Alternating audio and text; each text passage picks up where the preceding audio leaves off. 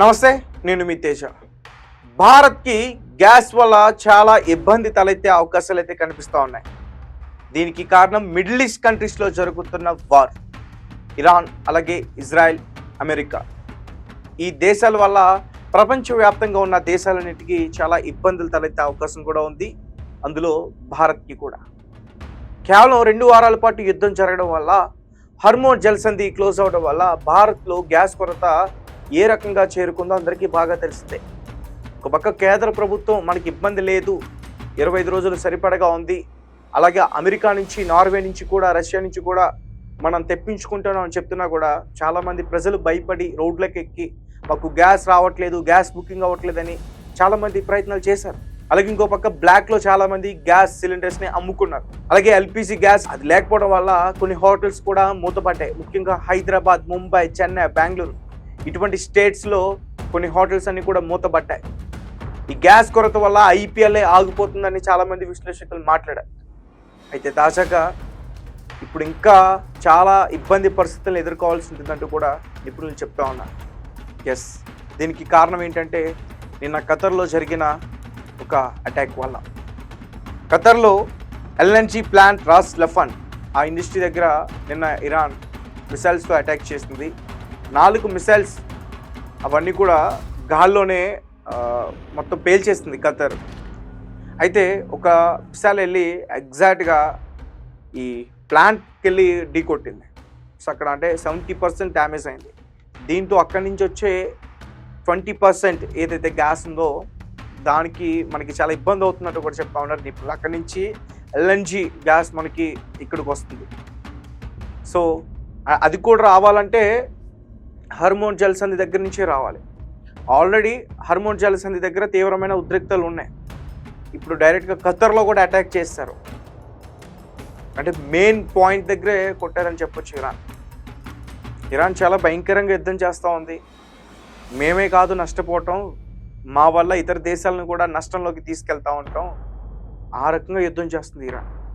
So తాజాగా భారత్లో ఈ గ్యాస్ కొరత ఇంకా తీవ్రమైన స్థాయిలోకి చేరుకుందంటూ కూడా చెప్తా ఉన్నారు. గ్యాస్ లేకపోతే నిజంగా చాలా కష్టం. పల్లెటూరులో అయితే ఏదో కట్టెల పొయ్యి మీద వండుకుని తినేస్తారు.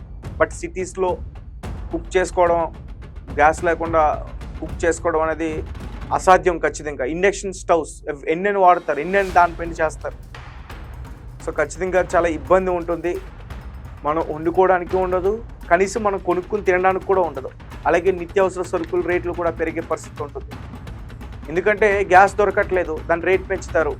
ఆ పేరు చెప్పి నిత్యావసర సరుకులపైన ఇతర ఏ గ్లాస్ నుంచి ప్లేట్ వరకు అన్ని రేట్లు పనిచేస్తారు. ప్లాస్టిక్ కవర్ నుంచి కూడా అన్ని రేట్లు పనిచేస్తారు.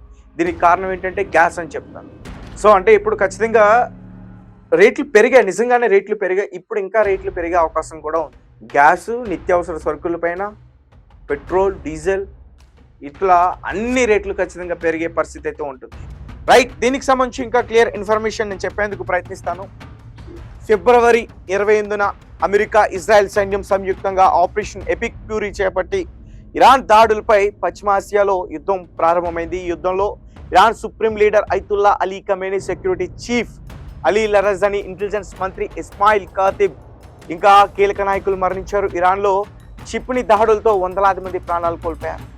ప్రస్తుతం యుద్ధం 3వ వారంలోకి ప్రవేశించింది. హర్మోజ్ జలసంధిలో 700కి పైగా నౌకలు చిక్కుకున్నాయి. ఈ పరిణామాలు గల్ఫ్ దేశాల నుంచి చమురు, గ్యాస్పై ఎక్కువగా ఆధారపడే భారత్ వంటి దేశాలపై తీవ్ర ప్రభావం పడుతుంది. దేశాల నుంచి భారత్ దిగుమతి చేసుకునే గ్యాస్లో 50% గల్ఫ్ దేశాల నుంచి వస్తుండగా అందులో 20% ఒక ఖతర్ సరఫరా చేస్తుంది. భారత్ తన సహజ వాయు అవసరాలలో 50% అంతర్జాతీయ మార్కెట్ నుంచి దిగుమతి చేసుకుంటుంది. భారత్ మొత్తం ఎల్ఎన్జీ దిగుమతుల్లో దాదాపు 20% ఖతర్ నుంచే వస్తుంది. భారత్ గ్యాస్ వినియోగాన్ని తగ్గించుకోవాల్సిన అవసరం ఉంది. మరి ముఖ్యంగా పారిశ్రామిక రంగంలోనూ, ప్రత్యేకించి విద్యుత్ రంగంలోనూ గ్యాస్ వినియోగాన్ని తప్పక తగ్గించాలి. దీనికి సంబంధించి ఇంధన ఆర్థికవేత్త కిరిత్ ఫారిక్ పేర్కొన్నారు. ప్రస్తుతం భారత్లో రోజువారీ లిక్విడ్ న్యాచురల్ గ్యాస్ వినియోగం 189 మిలియన్. సో గాయస్, నిన్న ఇరాన్ ఖతర్లో ఎల్ఎన్జీ రాస్ ప్లాంట్ దగ్గర ఏదైతే అటాక్ చేస్తుందో, రాస్ లఫన్ ప్లాంట్ దగ్గర, దానివల్ల భారత్కి చాలా ఇబ్బంది తలెత్తే అవకాశం కూడా ఉంటుంది. అక్కడి నుంచి 20% వరకు కూడా మనకి గ్యాస్ ఇక్కడికి వస్తూ ఉంది. అలాంటిది ఖత్తర్ ఖత్తర్ ఆ ప్రాంతంలో అటాక్ చేయడం వల్ల ఇబ్బంది అయితే ఉంది. అండ్ అలానే గల్ఫ్ కంట్రీస్ నుంచి కూడా 50% వరకు కూడా గ్యాస్ని భారత్ యూజ్ చేస్తుంది. ఇప్పుడు గల్ఫ్ కంట్రీస్ చాలా వరకు కూడా అటాక్కి గురయ్యాయి. ఇరాన్ అటాక్ చేస్తుంది, ఇంకా చేయబోతామంటూ కూడా హెచ్చరిస్తూ ఉన్నాయి. కాబట్టి ఖచ్చితంగా భారత్ తీవ్రమైన పరిస్థితుల్ని ఎదుర్కోవాల్సి ఉంటుంది ఈ గ్యాస్కి సంబంధించి. అండ్ మీ కమెంట్స్ ఏంటి, మీరేం చెప్తారు?